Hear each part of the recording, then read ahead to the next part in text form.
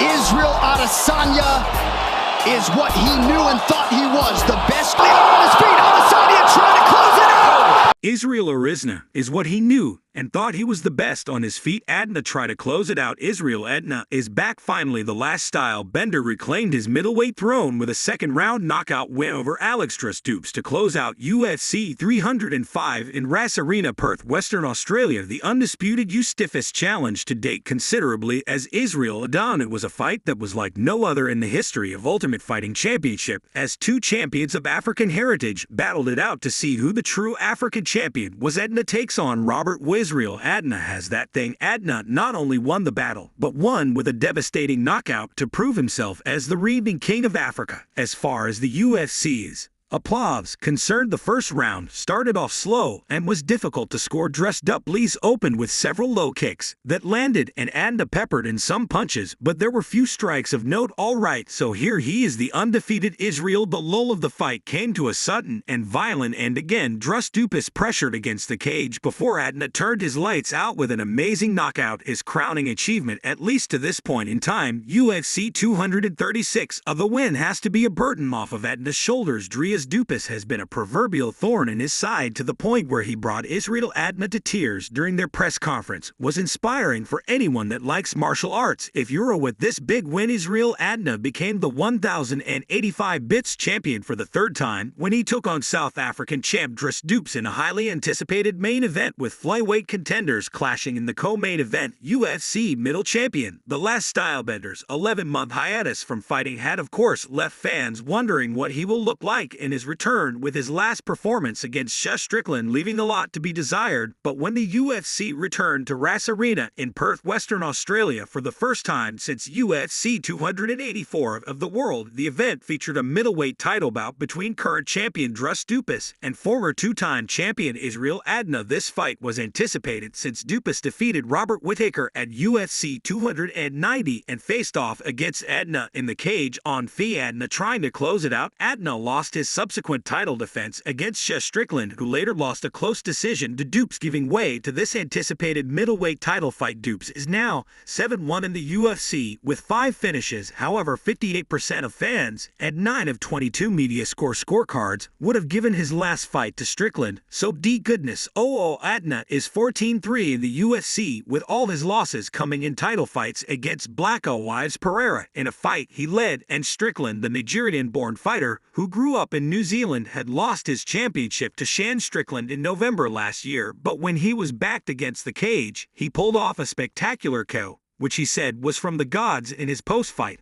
applause interview, he got one thing we can boldly admit about the fight is that Israel Adesanya stepped up his game and pulled off a mind-blowing performance with 16 career knockouts. In MMA, Israel Adesanya is often referred to as one of the best striking technicians in the UFC, going to go to the leg again, where nobody has found a way to put Alex Pereira's life out as he did in style at UFC 287. He might have a modest striking accuracy of 48%. But that does not highlight how smooth he is inside the octagon. Additionally, Adesanya also has grappling skills in his arsenal, as he's a purple belt holder in Brazilian Jiu-Jitsu. He's shown some exceptional takedown defense in his fights, with the stats standing at 78%. Du Plessis, meanwhile, has also showcased his relentless gas tank and striking power, registering 4 knockouts in just 7 UFC fights. That is it. Who knows how many more are to come. In addition, Du Plessis also has a slightly better striking accuracy than Israel Adesanya, according to the stats, which stands at 50%. But the hole in his game is the inability to avoid too many takedowns. Still got to be very careful. The beef, the title,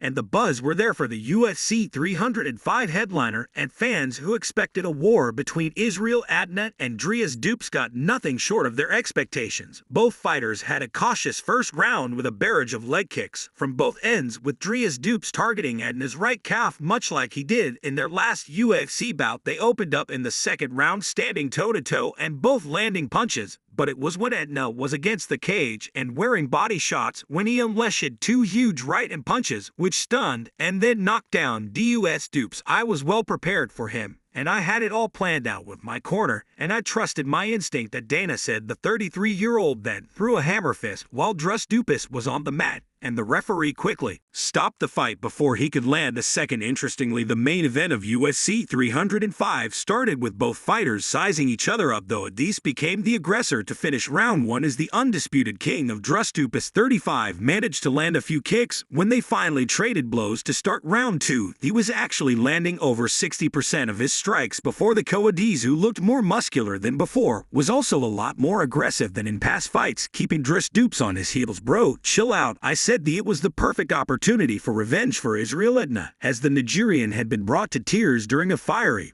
press conference in Perth ahead of his bout with UFC middleweight champion Dricus Du Plessis at UFC 305 main events. Nico Perillo labeled the press conference inside Perth's Rice Arena as one of the most remarkable press conferences I've seen in the history of the promotion.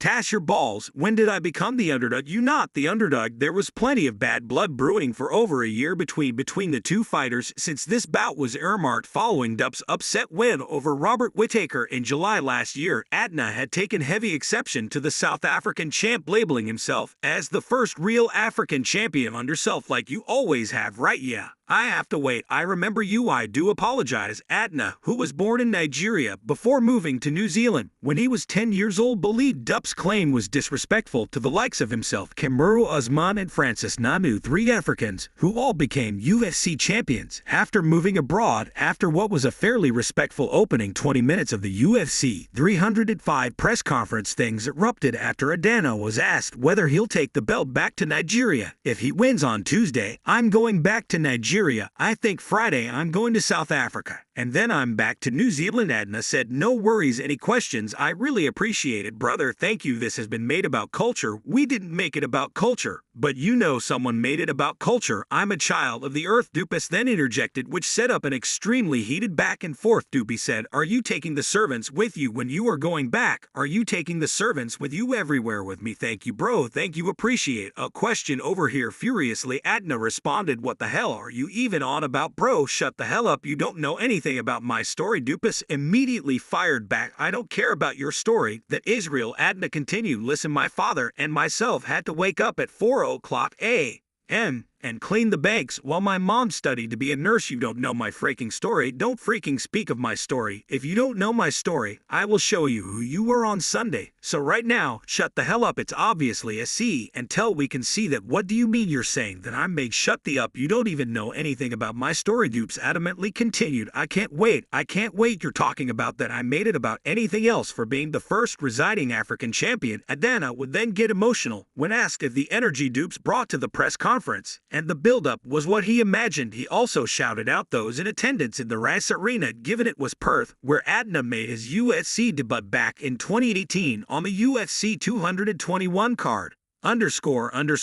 This is Marlon O. Just not that you're going to do what I did. He hit a touchy subject there, because I do this for my family and for the people I love, Adesanya said while pointing to his family in the front row. I am a freaking human being. I am a man. I can cry and whoop your bum at the same time. I feel the love from the crowd. The first time I fought here in Perth was February 2018. That was me making my dreams come true. Sunday, I'm going to kill your dreams, idiot. Bested. And imagine leading into this. And what are you feeling right now from the energy in the room? He touched the subject there, cause I do this my family. Earlier in the press conference, Du Plessis didn't shy away from the challenge in front of him, stating he is ready to die and take a life to win this fight. And this win was Israel Adesanya's first return to the octagon since he lost his title almost a year ago. Adesanya, 34, suffered one of the most shocking UFC results in recent memory when he lost a one-sided unanimous decision at the hands of Strickland at the September 10th pay-per-view. Adesanya was an overwhelming betting favorite to defeat Strickland and notched the 9th championship win of his UFC career. However, it was Strickland who became the story. The brash American outstruck and outworked out Adesanya from pillar to post in an all-stand-up affair. Strickland even knocked down Adesanya with a wicked first-round flurry and clossed the bout, taunting Adesanya, roaring at the now former champ to come forward. How did I feel in there? Like a bat.